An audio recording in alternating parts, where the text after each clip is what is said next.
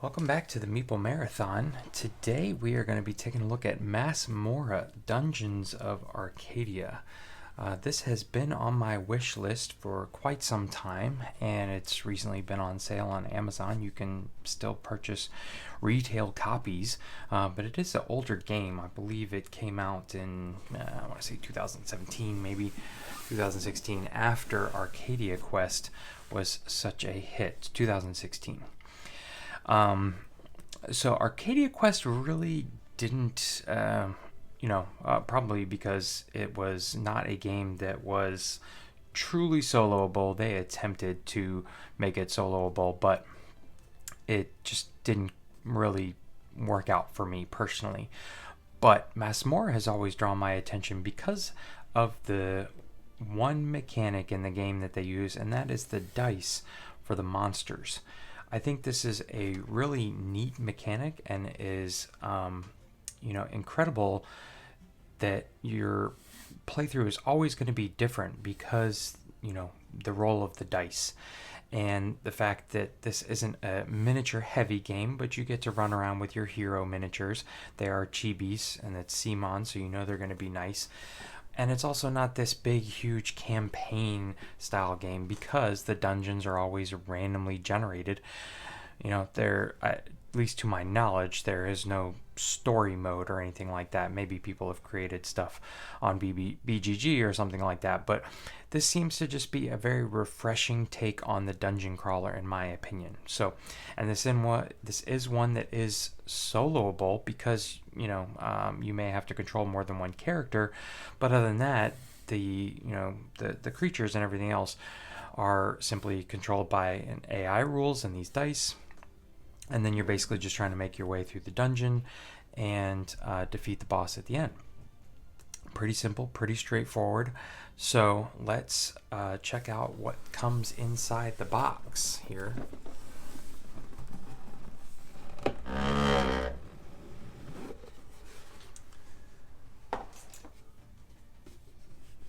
All right, so we have our rule book here. This looks like a pretty standard rule book. Some fun artwork on the back there. So I believe that this here at the very end are the rules that you need to play cooperatively. So it says you can also play Masmorra solo if you want by using the Alliance game rules. Pick a hero to play or a group if you wish and see if you can beat the wizard. So most people I've seen do the playthrough play with multiple characters.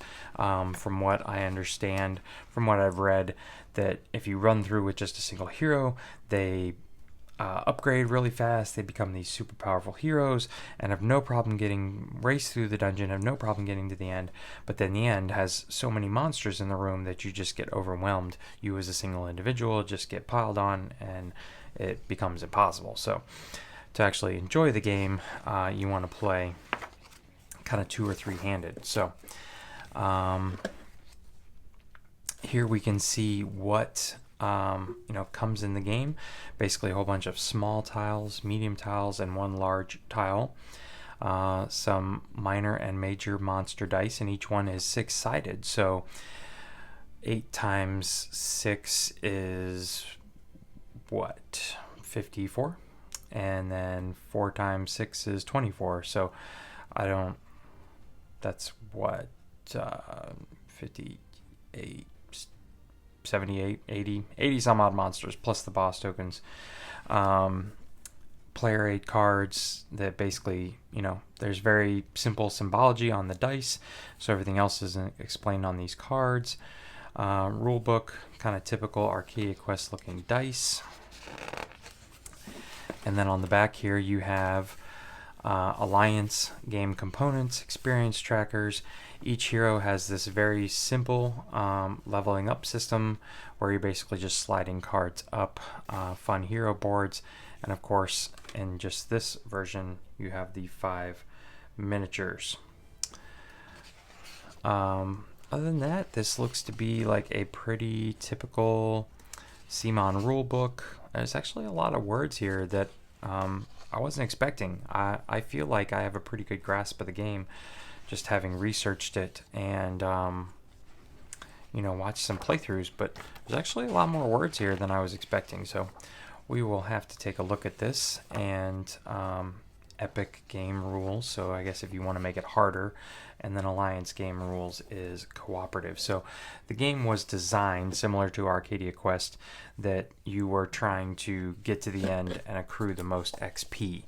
So here's your XP tracker, and that was really it.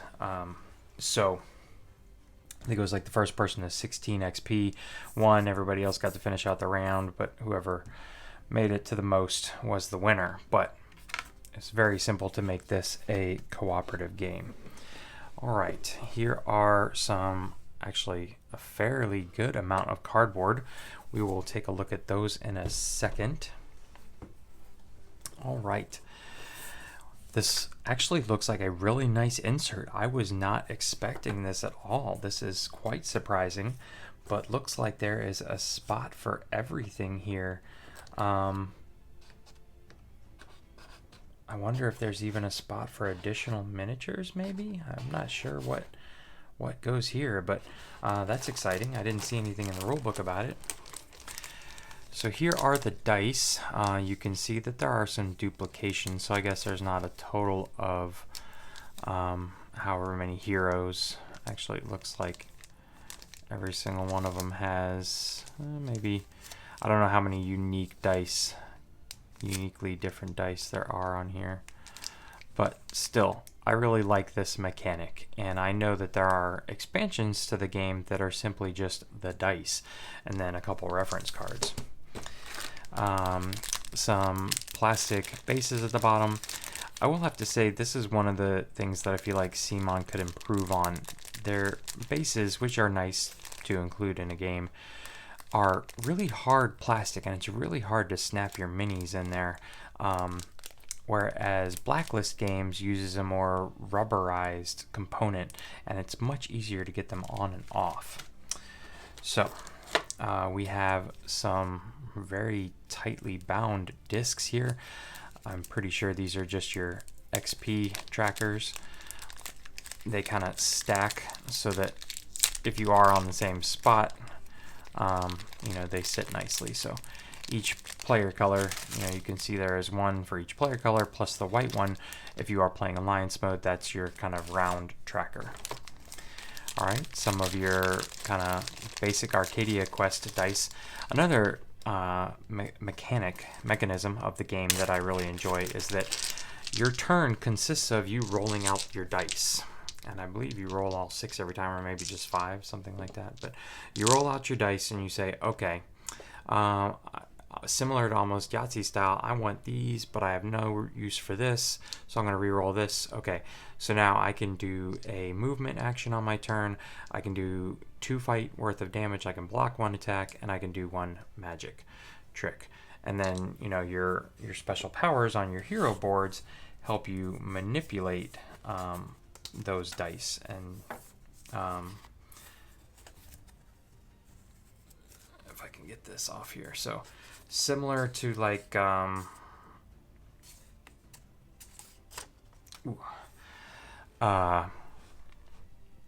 almost very, it feels to me like Tiny Epic Galaxies.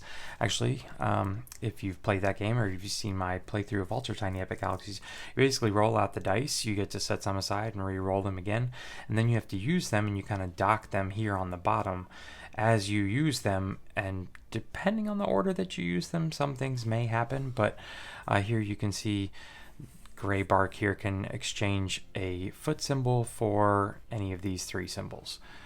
Or at any point in time, you can turn, and I believe all of the characters have this,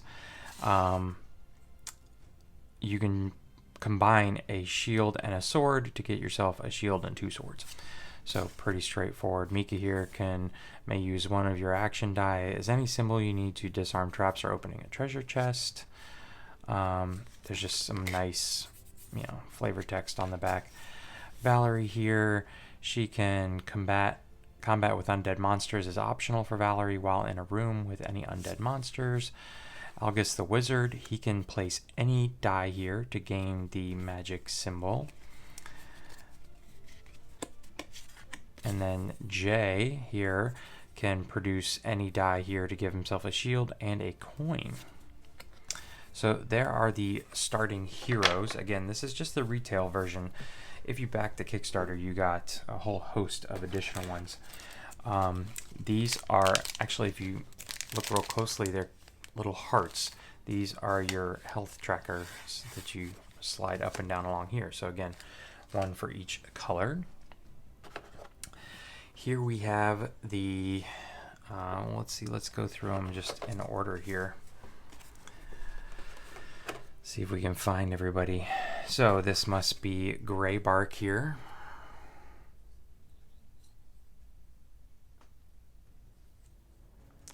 Long flowing hair. Again, these are the chibi style miniatures, which I have grown very fond of and enjoying painting. Mika looks like this one here. She's the human rogue. Probably pretty typical fantasy tropes here in the game. Let's see what Gray Bark was. Gray Bark was a half giant druid. Okay.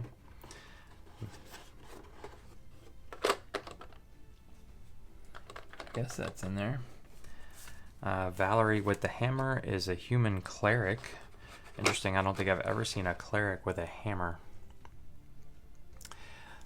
But there she is, lots of flowing hair in this game.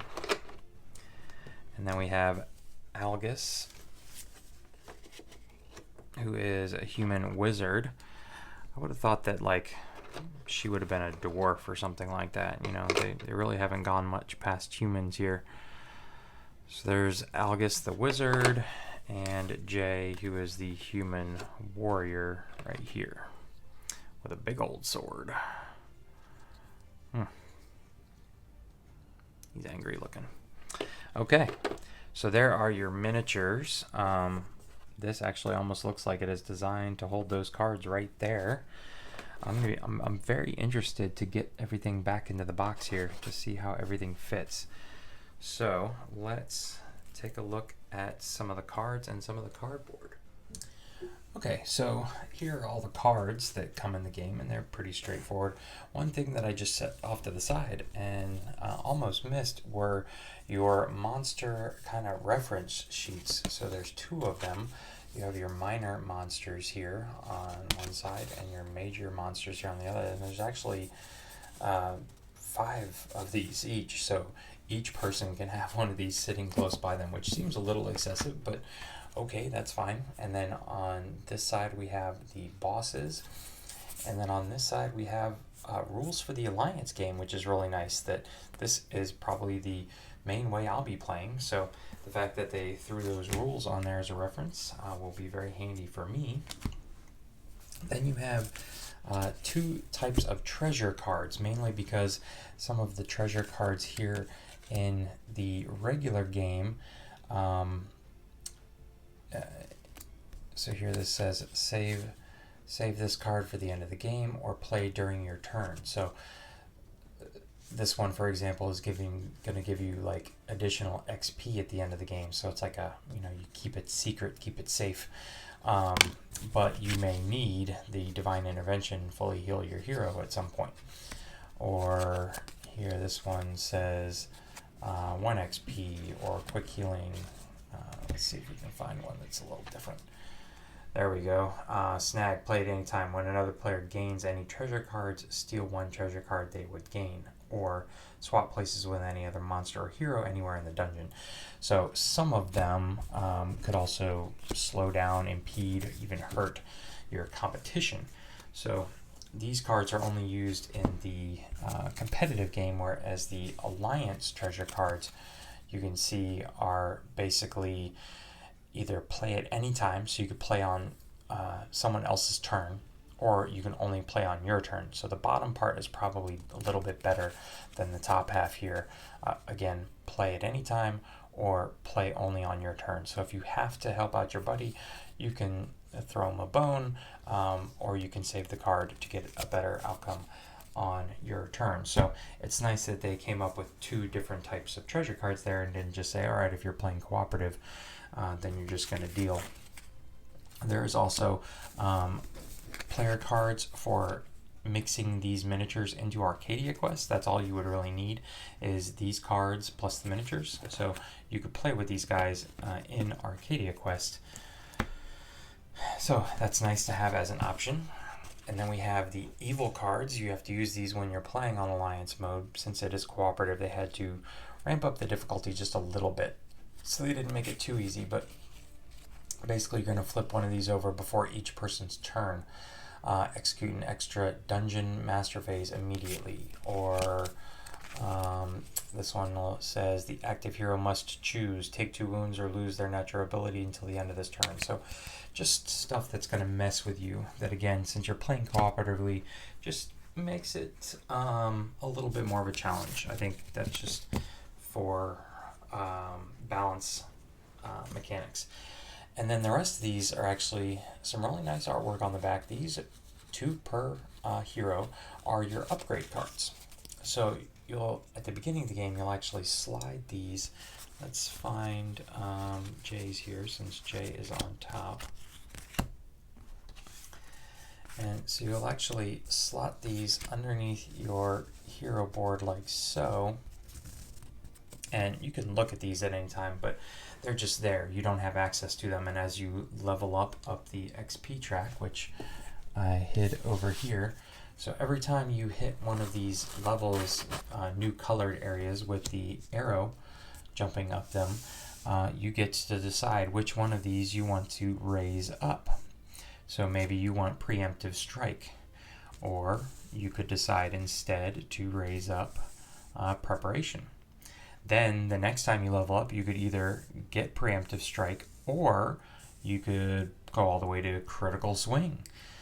The only thing you can't do is say jump right to critical swing and say, all right, I'm just not going to have preparation. You have to gain the top one level before you can get to the bottom level, but you could completely ignore one card at first and go for everything on one card. So I think that's another nice mechanic. Very simple, very straightforward.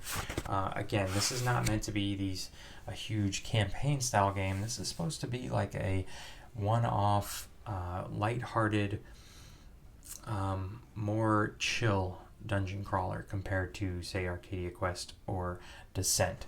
All right, so that's all the cards. Let's take a look at all the cardboard. Okay, so here is the first layer of cardboard. You can see here there is lots of cardboard coins. This is your first player token. These you assign or give to each player based on their color, and these are actually free move tokens. So no matter what your dice roll is, you can always move at least once. It actually gives you 2 points of movement.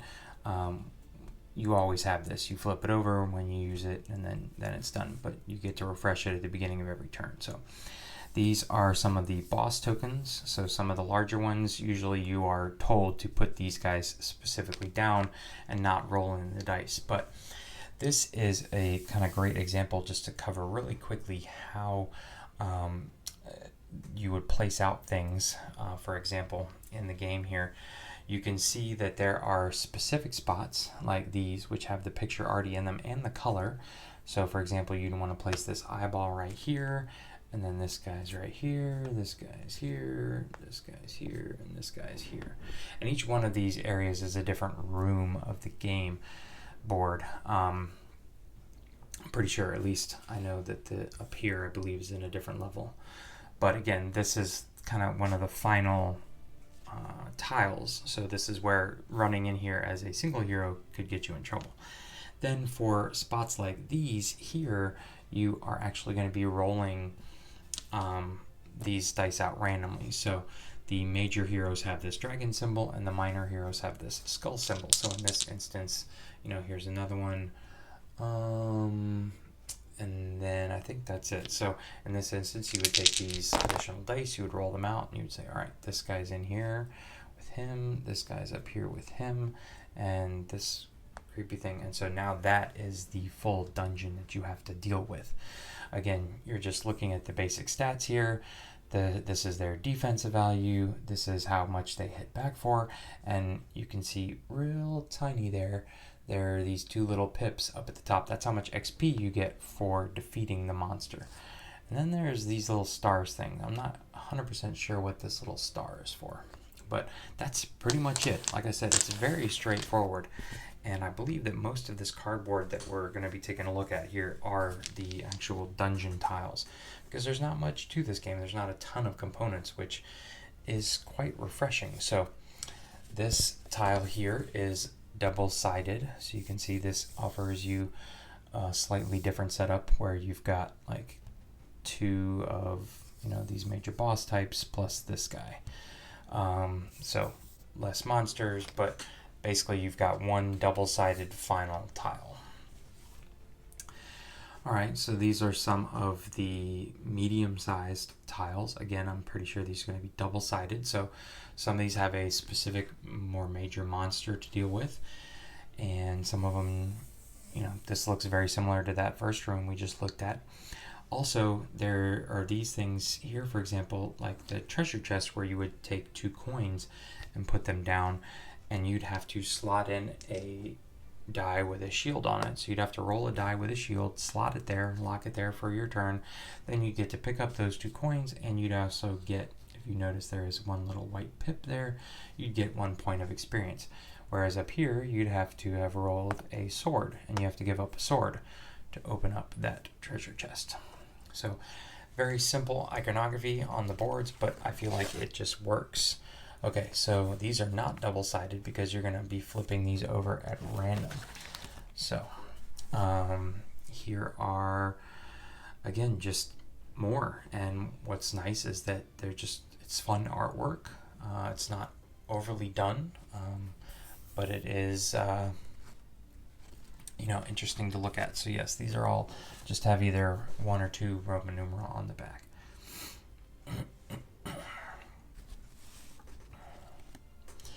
Alright, so that was all the medium-sized tiles, and now we have some of these smaller tiles. So all of these up here are traps, where you can see you're going to have to give up certain dice in order to bypass the trap, but it also does give you XP at the end. And then you've got, you know, stair tiles, portals that you can travel through, webs that you get stuck in. Here are some smaller treasure rooms, a big pit that you can accidentally run into. These rooms will summon additional monsters. And here we have a lot more summoning monsters here. You can see this one's summoning a major monster, this one's summoning a minor monster. And then some curses here, lose 1 action die. I forget what these symbols are, and then a blank one.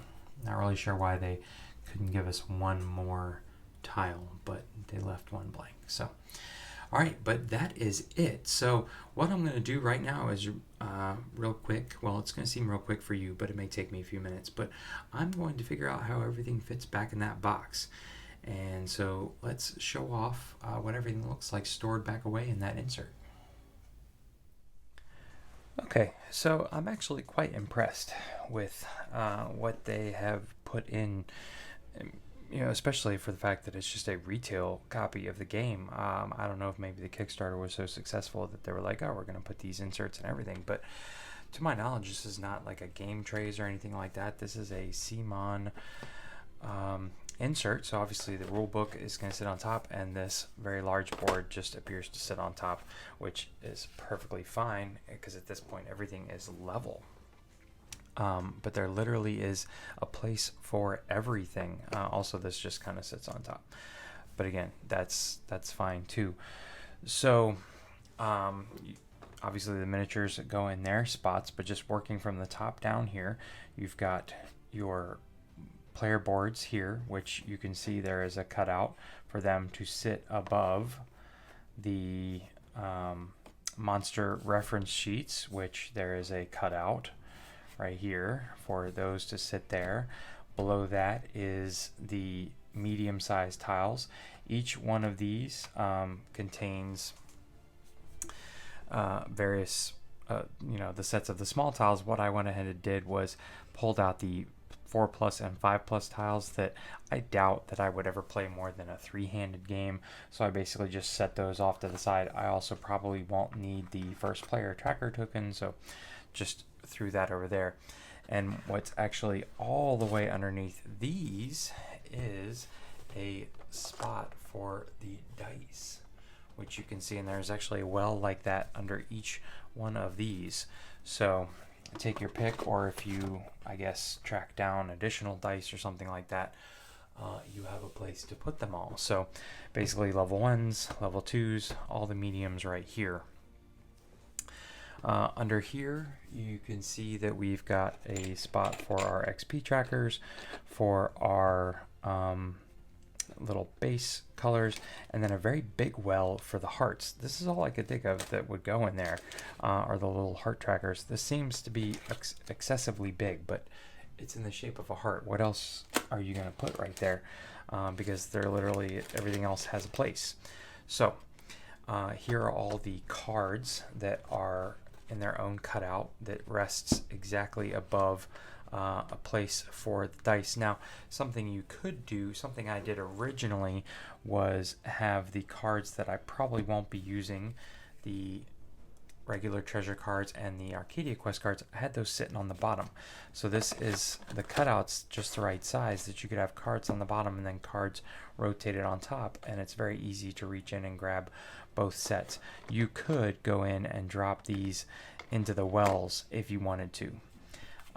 So I may do that. We'll see, because I'm going to be pulling up these 2 sets of tiles anyways, no matter what. What I don't want to have to do is probably pull up these tiles right here. Anyways, moving on, we have all of our medium-sized tiles rest above the, and like I said, they have a place for everything. They have a place for these individual little coins. I don't know if you remember during the unboxing, I was like, I wonder what holds these things. Are these for monster miniatures? No, they appear to hold little stacks of coins, the free movement markers, and then the boss tiles there. And so, like I said, everything has a place, but you can tell that there is a little bit more room for additional stuff. So I'm wondering if this was designed with the Kickstarter in mind, maybe, although there is definitely not enough room for additional minis, which I know they had in the Kickstarter. But I'm actually really impressed with how everything fits in here. These fit in nice and tight, which means the stuff underneath is not going to fall out, but I don't know if I would want to store this game sideways. The cards would definitely just come tumbling out along with the dice underneath. All of these things would probably come out. The minis are not held in by anything. That's why I had this card right there, just in case, you never know, and had this right there. But yeah, other than that, no baggies necessary. Everything has a place. You could easily set this box off to the side and be pulling things like coins out of it. Everything else you're pretty much going to have to pull out anyways. But again, very impressed so far with Masmorra Dungeons of Arcadia. If you enjoyed this video, please consider giving it a thumbs up. And if you'd like to see more content like this in the future, which we will be playing Masmorra on camera very soon here, I think I'm going to take some time to paint up the minis, and then we'll come back and take a look at how it plays. But if you'd like to be notified when that actually hits YouTube, please consider subscribing to the channel and hit that bell icon so you don't miss anything. Once again, thanks for watching. Have a great day.